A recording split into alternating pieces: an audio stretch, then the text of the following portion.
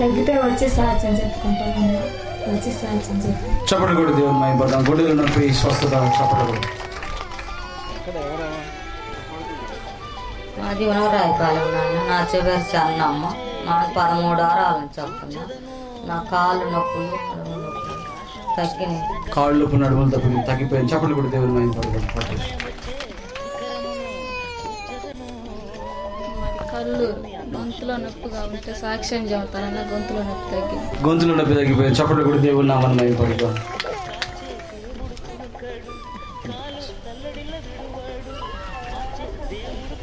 జిగ్గులూరు sir, Modampalle. ఈ నడ నొప్పులు, ఈ గూడ నొప్పి వస్తున్నది. నేను ఫోన్ అమ్మకు చేసి అమ్మ పాఠం చేసింది. నా మెడ నొప్పి గోడ నొప్పి తగ్గిపోయింది.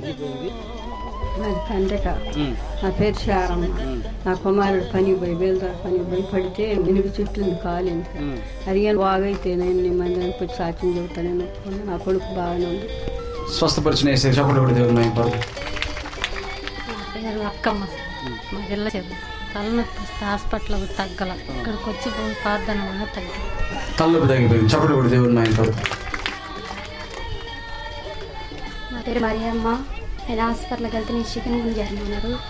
నాకు తండ్రి హాస్పిటల్ చూపించుకునే శక్తి లేదయ్యా. నాకు కానీ బాగుంటే నేను మందిరానికి పోయి సాక్ష్యం చెప్తాను. చికెన్ తగ్గిపోయింది. చప్పట్లు కూడా దేవుని మహిమ పడదాం. యేసయ్యకే మహిమ కావాలి.